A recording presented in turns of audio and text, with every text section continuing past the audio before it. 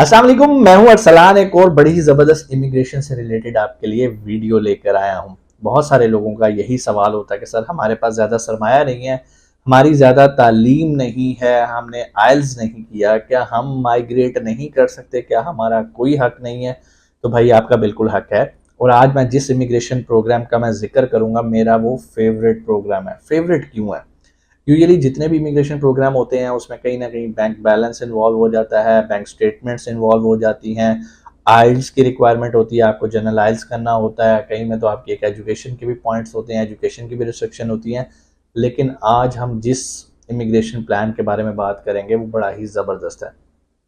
Basically इसमें आपको ज़्यादा इमिग्रेशन नहीं मिलेगी। कुछ टाइम के बाद जिस तरह बहुत सारे दूसरे कंट्रीज में होता है, आपको टीआरसी मिलेगी, इसमें टेम्परेरी रेजिडेंस कार्ड, टीआरपी से कहते हैं, टेम्परेरी रेजिडेंट परमिट भी, टीआरसी भी इसको कहते हैं। तो टीआरसी अगर आपको कार्ड के फॉर्म में मिलेगा तो उसे हम टीआरसी कहेंगे। कंट्री कौन सा है, जाना कैसे है, स्टेप बाय स्टेप सारा मैं अब आपको बताने लगा हूँ, गौर से सुनिएगा।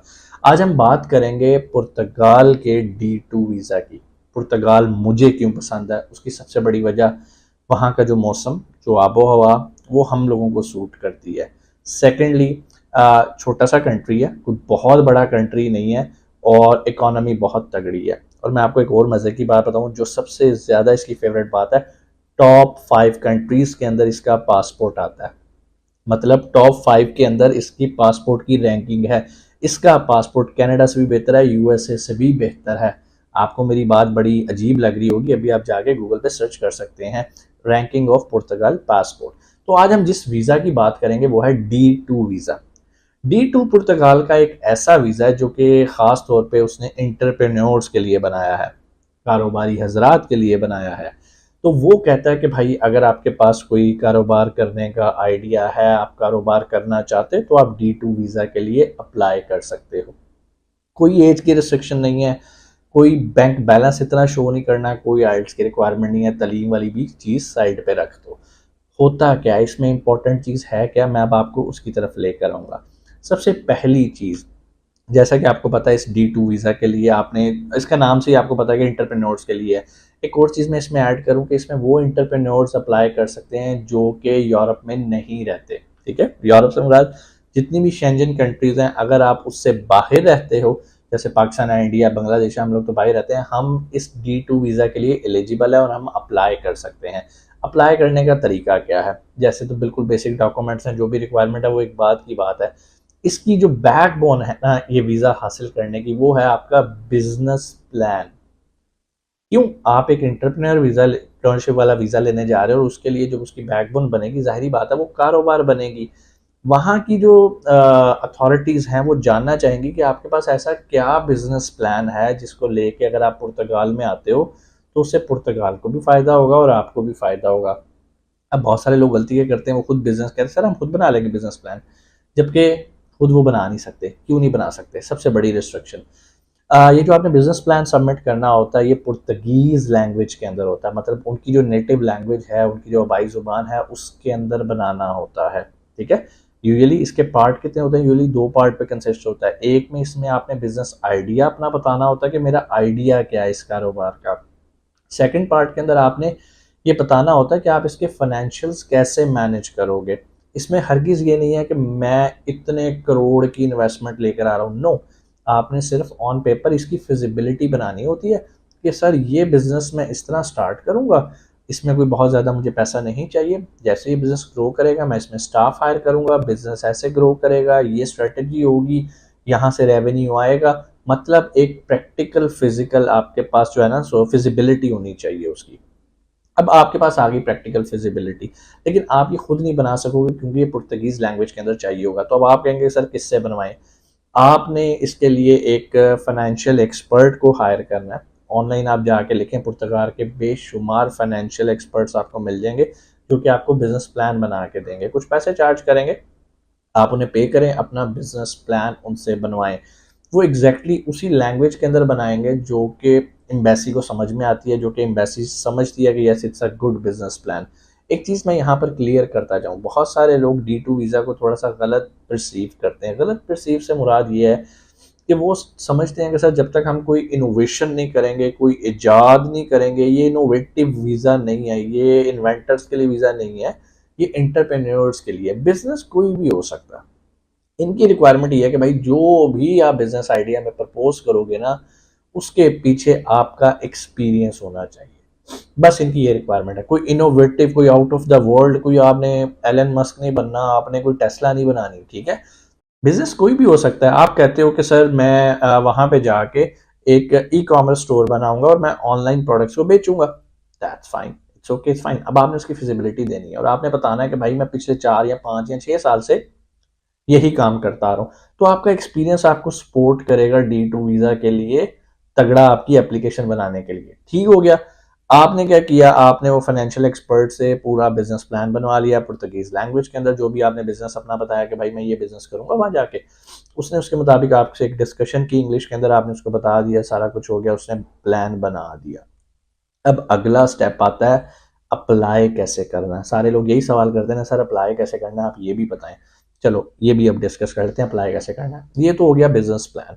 अब अगला काम जो होता है वो ये होता है कि आपने जो इसकी एप्लीकेशन फाइल करनी होती है वो आप खुद नहीं कर पाएंगे। आपको इसके लिए कोई लॉ फर्म, कोई वकील हायर करना पड़ेगा। अगेन मेरी रिकमेंडेशन ये है कि आप पुर्तगाल से ही किसी को हायर करें। बहुत अच्छे अच्छे वहाँ पर लॉ फर्म्स हैं, लॉयर्स मौजूद हैं जो कि आपका केस बड़े अच्छे तरीके से तैयार करते हैं। अब वो करेंगे क्या?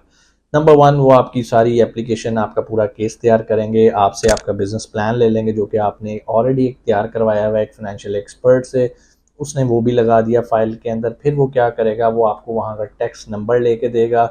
टैक्स नंबर के बाद आपकी कंपनी फॉर्मेशन होएगी, उसके बाद आपको SSN नंबर इशू करवा के देगा, फिर आपका पर्सनल बैंक अकाउंट खुलेगा, उसके बाद आप कंपनी का बैंक अकाउंट खोलोगे। तो कहने का मतलब ये है कि अब आप हैरान होंगे कि सर यहीं बैठ के सारे काम कैसे होंगे। आपको पावर ऑफ अटॉर्नी उनको देनी पड़ेगी, पावर ऑफ अथॉरिटी आप उन्हें ऑथराइज करोगे तो वो आपके बिहाफ पे ये सारे काम कर लेंगे। अच्छा, ये सारे काम कर लिए, कंपनी भी बन गई, वहां पर बैंक अकाउंट भी बन गया आपका, पर्सनल भी और कंपनी का भी।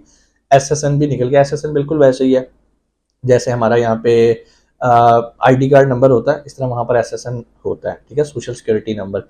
और इसके अलावा जिस तरह हमारा NTN होता है, इस तरह वहाँ पे टैक्स रजिस्ट्रेशन नंबर होता है। तो ये चीज़ें आपको उसने आपके बिहाफ पे, आप यहीं बैठे हो, आपको कर दी। अब जब वो ये सारा काम कर देगा, अब आपका काम स्टार्ट होगा यहाँ पर। ये वो काम है जो पुर्तगाल में होने हैं, और जो पाकिस्तान में काम होने हैं हम उनको डिस्कस कर लेते हैं। वो काम ये होने हैं कि भाई आपने ऑनलाइन पुर्तगाल की वेबसाइट पे जाके, उनकी एम्बेसी की वेबसाइट पे जाके अपॉइंटमेंट लेनी है।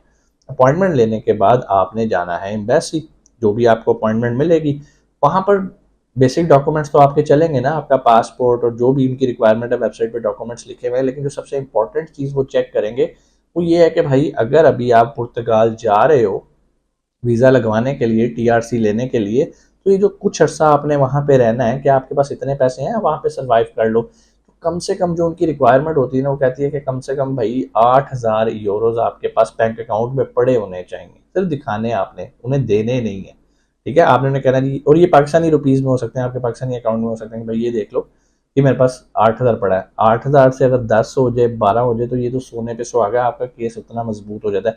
कहने का मतलब ये आपने उन्हें जस्टिफाई करना है कि यार मैं वहां जाके कोई लूला लंगड़ा या भीख नहीं मांगूंगा, मेरे पास इतने पैसे हैं कि मैं खुद सर्वाइव कर लूंगा वहां पर। अब यहाँ से आपको जब वीजा मिलता है ना, तो वो बेसिकली एक टेम्परेरी वीजा होता है जिसपे आपने जाना होता है, और वो visa according to the Portugal SEF, यानी कि SEF एक इदारा है वहां पर, उसके अकॉर्डिंगली एम्बेसी उसके साथ कोऑर्डिनेट करते हुए आपको एक सर्टेन टाइम पीरियड का वीजा इशू कर देती है। अच्छा, वो सर्टेन टाइम पीरियड क्यों ऐसा है? क्योंकि सेफ के अंदर अब आपकी अपॉइंटमेंट होनी है जो कि पुर्तगाल का इदारा है। तो आपने क्या करना है, जब आपको वीजा अलॉट होता है, आप यहाँ से ट्रैवल करोगे और आपने जो भी वहां पर लॉ फर्म हायर की है वो आपको लेके जाएगी सेफ के अंदर, SEF, जहां पर आपकी सारी फर्दर प्रोसेसिंग होगी TRC की, यानी कि उसमें बायोमेट्रिक है और जो जो रिक्वायरमेंट है, जहाँ भी सिग्नेचर वगैरह सारा कुछ होना होगा, आप वो करोगे और आपको टेम्परेरी रेजिडेंसी मिल जाएगी। फिर अगला सवाल आएगा, सर हमें तो मिल गई, अब हम फैमिली को लेके जाना चाहते हैं। तो भाई उसका बड़ा आसान तरीका है, जब आपको TRC मिलेगी तो आप फैमिली रीयूनियन वीज़ा है इनका पुर्तगाल का, आप वो अप्लाई करोगे और आप अपनी फैमिली को भी पुर्तगाल ले जाओगे। अब ये जो आपको टीआरसी मिलेगी ना, इसके बहुत सारे बेनिफिट्स हैं। सबसे बड़ा बेनिफिट ये है कि जितनी भी शेंजन कंट्रीज हैं, लाइक 26 कंट्रीज अदर देन पुर्तगाल, आप वहाँ पर वीज़ा फ्री एंटर हो सकते हो और तकरीबन 60 दिन तक वहाँ पर किसी भी कंट्री में जाके, पेरिस गए हो 60 दिन जाके घूमो फिरो एंजॉय करो, वापस आ जाओ, आपको कोई वीज़ा नहीं चाहिए। इवन बाय रोड आप जा सकते हो, आपको फ्लाइट्स की भी ज़रूरत नहीं है। पुर्तगाल अभी आपको पता है फुटबॉल के लिए बहुत मशहूर है, बहुत बड़े तगड़े फुटबॉलर्स जो हैं वहाँ से निकले हैं। छोटा सा कंट्री है, साफ़ सुथरा कंट्री है, डिसिप्लिन्ड कंट्री है।